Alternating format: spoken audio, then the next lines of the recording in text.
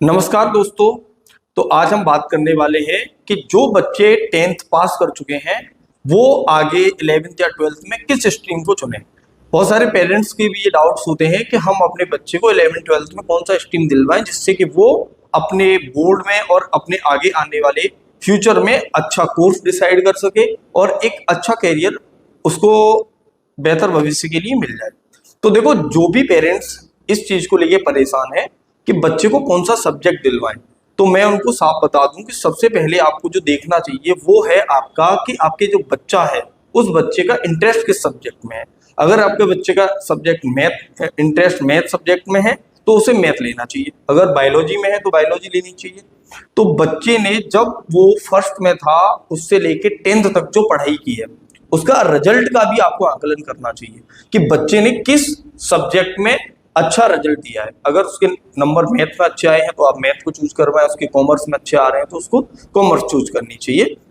और जो बच्चे हैं वो खुद डिसाइड अगर ये करते हैं कि हम ही अपने अकॉर्डिंग जो हमें लाइफ में अपना एक कोई ना कोई एम जो बच्चों ने डिसाइड कर रखा है, जो पेरेंट्स ने डिसाइड कर रखा है, जो बार बार उसको बोला जा रहा है कि आपको क्या करना है, तो उसके हिसाब से आप अपनी सब्जेक्ट का चयन करेंगे तो ज्यादा बेहतर रहेगा। ठीक है, अगर आपका मैथ अच्छा नहीं है और आप जबरदस्ती मैथ ले लेते हैं तो उसका कोई फायदा होने वाला नहीं है, आगे भी फायदा नहीं होने वाला है। कि आप ऐसा नहीं कि एज अ सब्जेक्ट आपने मेन कोर सब्जेक्ट 11th और 12th में आपने मैथ चूज कर लिया, मैथ चूज कर लिया लेकिन मैथ में अपना इंटरेस्ट था ही नहीं तो मैथ को आप अपने अच्छे से कर ही नहीं पाओगे। उसके एवज में होगा क्या कि आपके जो रिजल्ट होंगे 12th के उन पे बुरा असर पड़ेगा और बाकी सब्जेक्टों से भी आपकी रुचि हट सकती है। तो जो भी बच्चे या जो भी पेरेंट्स हैं वो सबसे पहले इसका ध्यान रखें कि इंटरेस्ट किस सब्जेक्ट में है, उसके अकॉर्डिंग वो अपने सब्जेक्ट को चुने। अब बात आती है कि 10th के बाद जो हमारे पास सब्जेक्ट अवेलेबल हैं वो सब्जेक्ट क्या क्या है। तो अगर कोई बच्चा साइंस स्ट्रीम में 11th या 12th करना चाहता है तो उसके पास जो विकल्प हैं वो दो तरह से हैं। जैसे ग्रुप ए और ग्रुप बी के तरह से मैं आपको करके बताता हूँ डिसाइड। जैसे अगर आप ग्रुप ए में जाते हो तो ग्रुप ए का मतलब हो गया आप फिजिक्स, केमिस्ट्री और मैथ, ये तीन सब्जेक्ट आपके कोर सब्जेक्ट रहेंगे और साथ में हिंदी और इंग्लिश या जो भी आपके एडिशनल सब्जेक्ट होते हैं वो रहेंगे। प्लस अगर आप साइंस में दूसरा स्ट्रीम जो ग्रुप बी है उसको आप चूज करना चाहते हो तो उसमें फिजिक्स, केमिस्ट्री और बायोलॉजी रहेगी। तो जिन बच्चों का इंटरेस्ट मैथ में है तो वो साइंस स्ट्रीम में math, physics, chemistry, math choose कर सकते हैं। जिनका इंटरेस्ट बायोलॉजी में है वो बायोलॉजी के साथ फिजिक्स, केमिस्ट्री आपके कंपलसरी सब्जेक्ट हैं और जो एडिशनल सब्जेक्ट दो और रहेंगे वो आपके साथ में रहेंगे। अगर कोई बच्चा 11th 12th कॉमर्स स्ट्रीम से करना चाहता है तो उसके पास जो सब्जेक्ट हैं वो अकाउंट, स्टैटिक्स, इकोनॉमिक्स और बिजनेस स्टडीज रहेंगे। वहीं अगर कोई बच्चा ऐसा है जो वो क्लास 12th में आर्ट एज अ सब्जेक्ट, जिसको हम आर्ट कह लें या ह्यूमैनिटीज कह लें, तो वो भी चुन सकता है। उसमें आपकी हिस्ट्री, ज्योग्राफी, पॉलिटिकल साइंस ये सारे सब्जेक्ट आ जाते हैं। तो अकॉर्डिंग टू योर इंटरेस्ट, तुम्हारा जो इंटरेस्ट हो, बच्चों का जो इंटरेस्ट हो, उसी हिसाब से अपने इस सब्जेक्ट का चयन करें। कई सारे पेरेंट्स ऐसे भी होते हैं, उनका ये डाउट रहता है कि अगर हमारे बच्चे को मैथ अच्छे से नहीं आता है तो क्या वो आगे अपनी लाइफ में 12th करने के बाद कोई बेहतर कोर्स ले सकता है कि नहीं ले सकता। तो मैं आपको बता दूं कि जो बच्चे ऐसे हैं जिनका मैथ में बहुत ज्यादा इंटरेस्ट नहीं है तो मैं उनके पेरेंट्स को भी ये एडवाइस देना चाहूंगा कि वो अपने बच्चे पे एक्स्ट्रा बर्डन न डालें, एक्स्ट्रा प्रेशर न डालें कि उन्हें मैथ पढ़ना कंपलसरी है। अगर उनको बेसिक मैथ आता है कि वो जोड़ना, घटाना, गुणा करना या आपका जो इंटरेस्ट निकालना, ब्याज निकालना जो होता है, ऐसी सारी चीजें जानते हैं तो वो अपने अदर सब्जेक्ट में भी अच्छा कर सकते हैं। तो उनके पास बहुत सारे ऑप्शंस हैं, इतने ज्यादा ऑप्शंस हैं कि आपको कोई भी प्रेशर देने की जरूरत ही नहीं है, कोई प्रेशर जबरदस्ती का लेने की जरूरत नहीं है। अगर आपका इंटरेस्ट मैथ में नहीं है तो मैथ को एज अ सब्जेक्ट ना लें, आप कोई भी सब्जेक्ट चूज करें। मैं ये वीडियो जो बना रहा हूँ ये अभी मैं आपको ये बताने के लिए बना रहा हूँ कि आप 10th के बाद क्या सब्जेक्ट चूज कर सकते हैं, और ये एक सीरीज रहेगी पूरी जिसमें मैं एक एक करके कि अगर किसी बच्चे ने मैथ लिया है तो वो क्या कर सकता है और किसी बच्चे ने मैथ नहीं लिया है तो उस केस में उसके पास कितने कितने ऑप्शन है, वो क्या क्या कर सकता है। तो ढेरों ऑप्शन है, बहुत अच्छा अपनी लाइफ में कर सकते हैं बच्चे। तो बिल्कुल इस बात के लिए परेशान ना रहें कि आप मैथ नहीं लोगे तो आप अच्छा नहीं कर सकते हो, ठीक है।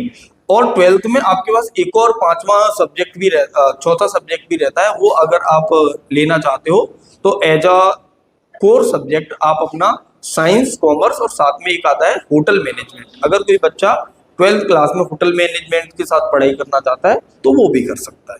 कई सारे पेरेंट्स ऐसे भी होते हैं जिनका अपना कोई फैमिली बिजनेस है, तो वो चाहते हैं कि उनका जो बच्चा है उसको उस फैमिली बिजनेस के हिसाब से कोई ना कोई कोर्स कराया जाए।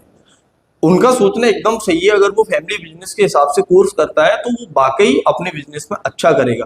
लेकिन इस बात का भी विशेष ध्यान रखें कि अगर बच्चे को उस सब्जेक्ट में रुचि नहीं है, जब बच्चा 10th क्लास में है उस समय उसे नहीं इतनी समझ है कि आगे वो आपके फैमिली बिजनेस को कितना आगे बढ़ा सकता है, कितना आगे नहीं बढ़ा सकता है, तो खामखा फिजूल का ये प्रेशर बच्चे पे ना बनाया जाए कि बच्चा अकॉर्डिंग टू फैमिली बिजनेस आपका सब्जेक्ट चूज करे।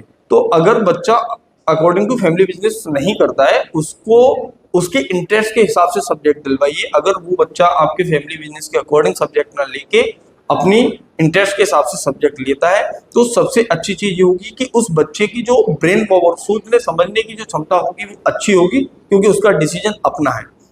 और बच्चे का अपना डिसीजन रहेगा तो बच्चा अपने सब्जेक्ट में या अपने पूरी की पूरी लाइफ साइकिल में वो और ज्यादा स्मार्ट हो जाएगा, जितना भी वो पहले था उससे भी अधिक, क्योंकि वो अपने इंटरेस्ट के हिसाब से चीजें कर रहा होगा। और जब आदमी इंटरेस्ट के हिसाब से चीजें करता है तो उसका ब्रेन जो होता है वो ओपन हो जाता है। तो बच्चे, और आप इस बात के लिए बिल्कुल भी चिंतित ना हो कि बाद में वो फैमिली बिजनेस संभालेगा तो उसमें अच्छा कर पाएगा कि नहीं। अगर बच्चा स्मार्ट है तो वो किसी भी फील्ड में जाके अच्छा कर सकता है। कई सारे लोग ऐसे भी होते हैं जिन्होंने इंजीनियरिंग की पढ़ाई की होती है, लेकिन उसके बावजूद भी वो यूपीएससी में फर्स्ट रैंक लेके आते हैं, जो कि उनका कोर सब्जेक्ट भी नहीं होते हैं उसमें।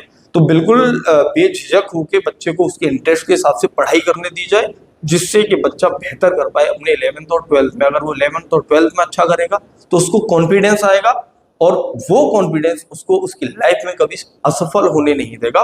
वो हमेशा हर स्टेज पे पास होता जाएगा, कोई भी परेशानी आएगी उसको वो पार कर जाएगा। और मैं सभी पेरेंट्स से हाथ जोड़ के विनती भी करना चाहूंगा कि अपने बच्चों को जो सब्जेक्ट आप दिलवा रहे हैं, इस बात का बहुत ज्यादा ध्यान रखें कि उसमें डिसीजन जो रहे वो बच्चों का रहे। अगर बच्चों का डिसीजन होगा तो उसका फेल्योर या उसकी सक्सेस जो भी होगी वो बच्चों की होगी, और बच्चों की सफलता और बच्चों की असफलता से ही बच्चे बेहतर कर पाते हैं अपने भविष्य में।